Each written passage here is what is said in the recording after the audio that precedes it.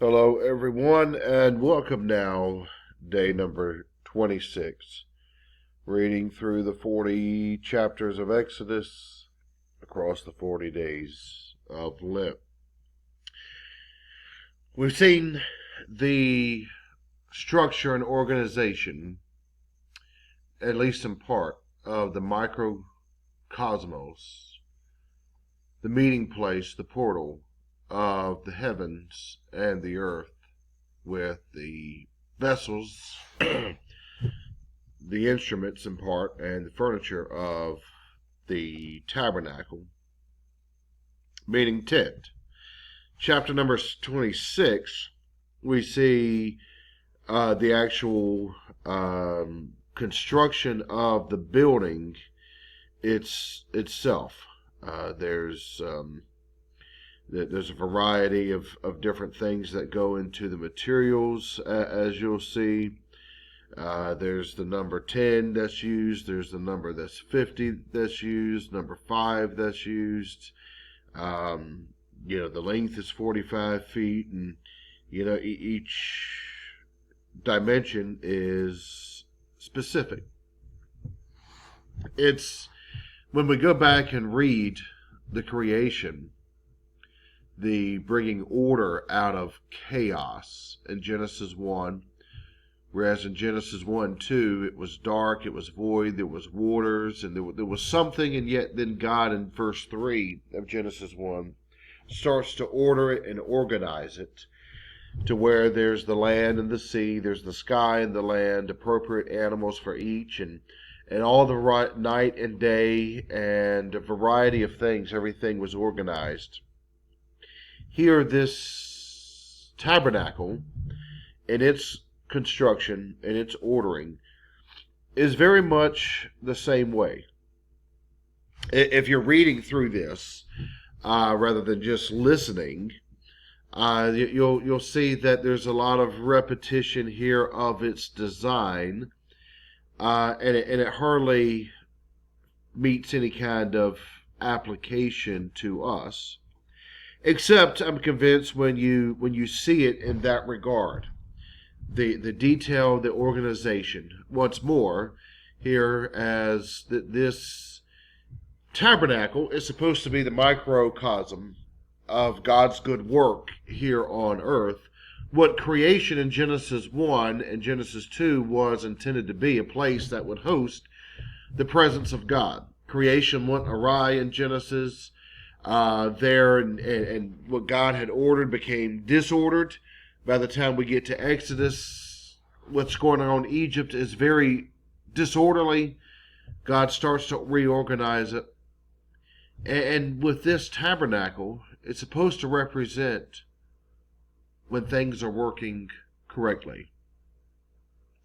The value of application here is, the later temple that replaced the tabernacle, and then the church, both its organization and its people, in the New Testament sense of the temple, is supposed to be the same. That where the church is and where the church meets, it's a microcosm of God's good, appropriate, and proper ordering of the earth as in the heavens, where the portal, the meeting place of the heavens and the earth, that was the vocation of Israel here, and that becomes the vocation of the church. However, sadly, but unsurprisingly, so often we see the antithesis of that design within the church. We see the chaotic elements, the disorganization. Seldom do we see the good ordering of God's creation in the church that can be modeled to the rest of creation. But nevertheless, everything in Exodus, as I have mentioned, there's a certain purpose behind it. It's not just an empty account of the various dimensions of this tabernacle, but the detail is supposed to witness to the intentionality of it all. And so At the very end of this chapter, the last few verses, you're to make a special curtain of blue, purple, and scarlet yarn and fine twisted linen. You hang it with gold hooks. You are to behind this curtain is the division between the holy place and the most holy place. And in that most holy place, there is that Ark of the Testimony, or the Ark of the Covenant, outside of that is the lampstand and the other furniture. And so here, in the word of Scripture, there's this indication of various departments and compartments, degrees of holiness. This tabernacle, the closer you get to this inner sanctum, the holier the space becomes.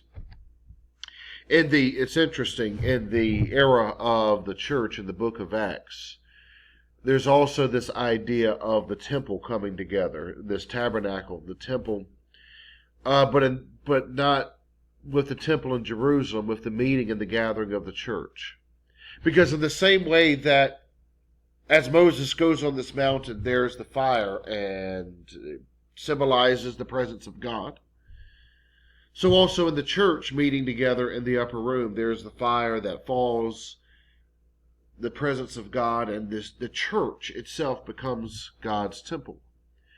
And rather than being focused inward to the Holy of Holies, compartmentalized to where the closer to the inner sanctum you go, the holier the ground. The age of the church is one that spreads outward rather than inward. That in the testimony of the book of Acts is where the church goes, there, that Holy of Holies, that inner sanctum, spreads to the earth in its entirety. And so, anyway, here we are now concluding chapter number 26, which places us roughly about 2/3 of the way through this book. And so may the Lord add his richest blessing to the reading of his word. And I will meet you again tomorrow. Thank you all.